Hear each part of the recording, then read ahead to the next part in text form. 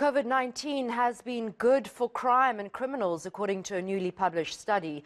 Organized criminals now fill gaps left by state institutions across the continent. It found that human trafficking remains the most pervasive criminal market in Africa, while the cocaine trade has seen the biggest increase. The DRC takes the top spot for these awful honors, followed by Nigeria, but South Africa is firmly embedded in the top 10.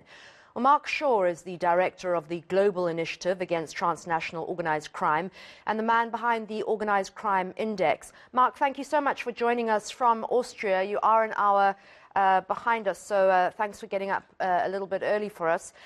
Mark, organised crime got worse, according to your study, in 42 African countries.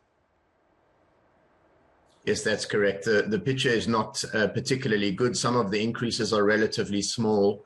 Importantly, Annika, this is the second time we've done the survey in Africa. It's a very comprehensive process. So we have a foundation of data from 2018 before the pandemic, and now a more recent set of data from 2020, which we are releasing in 2021. And that's unfortunately the results.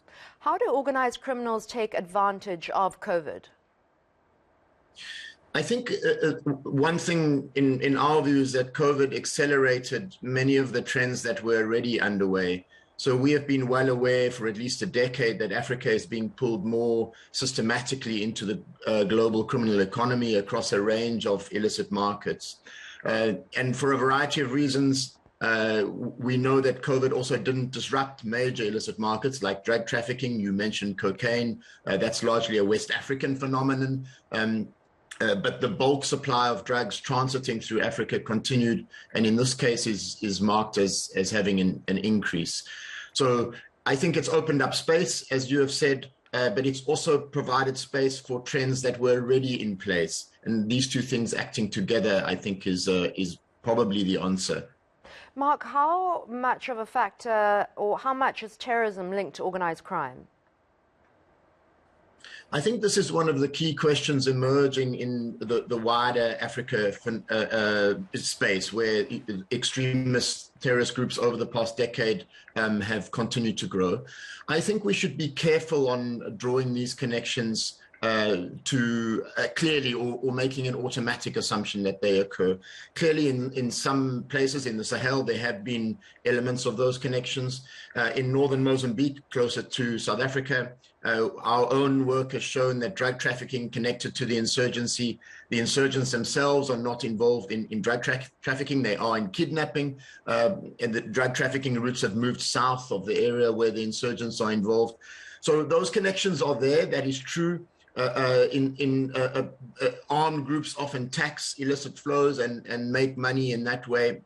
But the automatic link between what you might call organized crime and terrorism is always more contextually driven, more driven by the particular circumstances, and evolves over time. I think that's a point worth making. All right. Mark, with organized crime chewing up 3.7% of Africa's GDP, how does that translate into US dollars, and what kind of crimes, apart from human trafficking, are we looking at?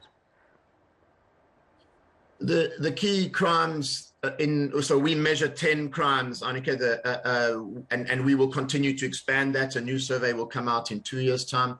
The top crimes, as you have said, are trafficking in human beings. Arms trafficking remains the second place. Of course, that's of great concern. So the movement of illicit weapons, either from state stockpiles or in the broader illicit arms market. The third is non-renewable, so that's mining, illegal gold mining, oil, and the like. And then we move on to a range of fauna, flora. Most of the drug crimes are actually lower in the top 10, although cocaine, as you said, has shown quite a dramatic increase. The only decline in the 10, and it's a very marginal decline, is in heroin. That's a little bit unclear to us why. The data is for 2020. The heroin route down the east coast of Africa, which of course also transits and with quite strong use patterns in South Africa, still comes through very prominently in the data. Putting that in US dollar terms, for us, the impact is often much more widespread in terms of lives lost, in terms of the loss of iconic species, environmental damage. Not all of that is easy to quantify in monetary terms, I have to say. And so we often avoid making that kind of calculation. All right, thank you so much. Disturbing news there. That was Mark Shaw, Director of the Global Initiative Against Transnational Organized Crime, speaking to us from